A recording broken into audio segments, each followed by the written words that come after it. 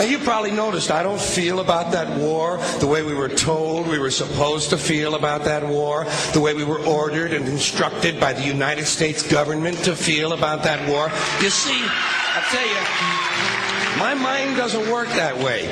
I got this real moron thing I do. It's called thinking. And I'm not a very good American because I like to form my own opinions. I don't just roll over when I'm told to. Sad to say, most Americans just roll over on command. Not me. I have certain rules I live by. My first rule, I don't believe anything the government tells me. Nothing. Zero. Nope.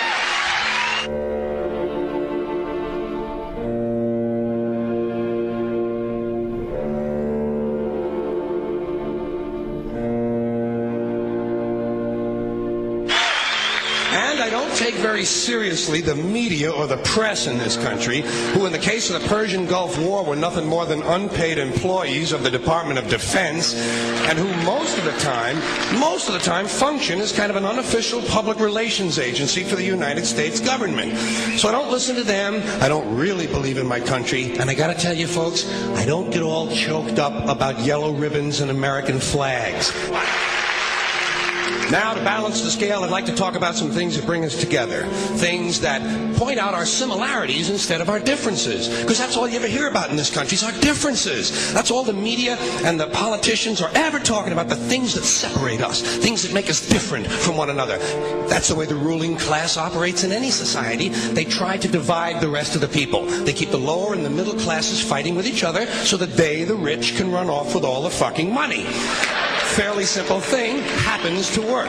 You know, anything different, that's what they're going to talk about. Race, religion, ethnic and national background, jobs, income, education, social status, sexuality, anything you can do, keep us fighting with each other so that they can keep going to the bank. You know how I describe the economic and social classes in this country? The upper class keeps all of the money, pays none of the taxes. The middle class pays all of the taxes, does all of the work.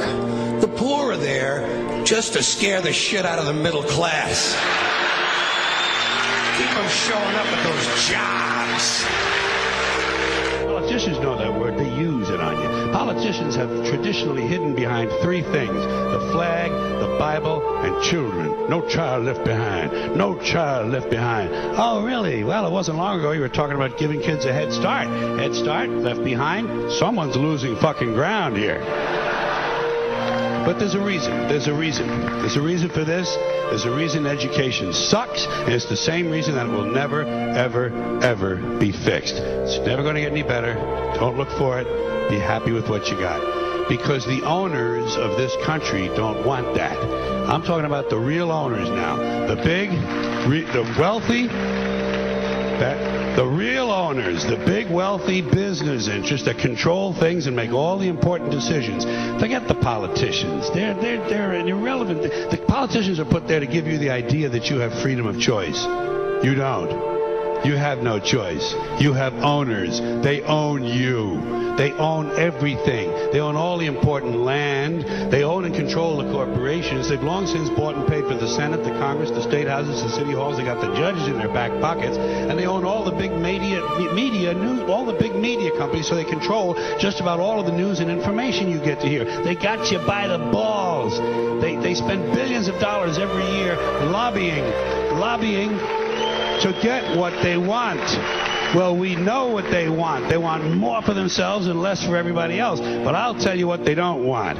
They don't want a population of citizens capable of critical thinking. They don't want well-informed, well-educated people capable of critical thinking. They're not interested in that. That doesn't help them. That's against their interest. That's right. You know something? They don't want people who are smart enough to sit around the kitchen table and figure out how badly they're getting fucked by a system that threw them overboard 30 fucking years ago. They don't want that. You know what they want? They want obedient workers.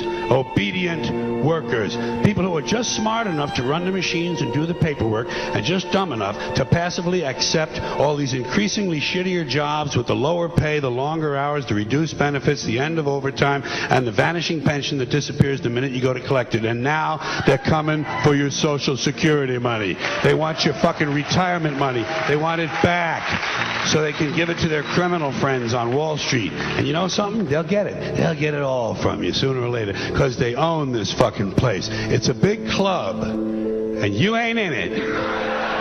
You and I are not in the big club.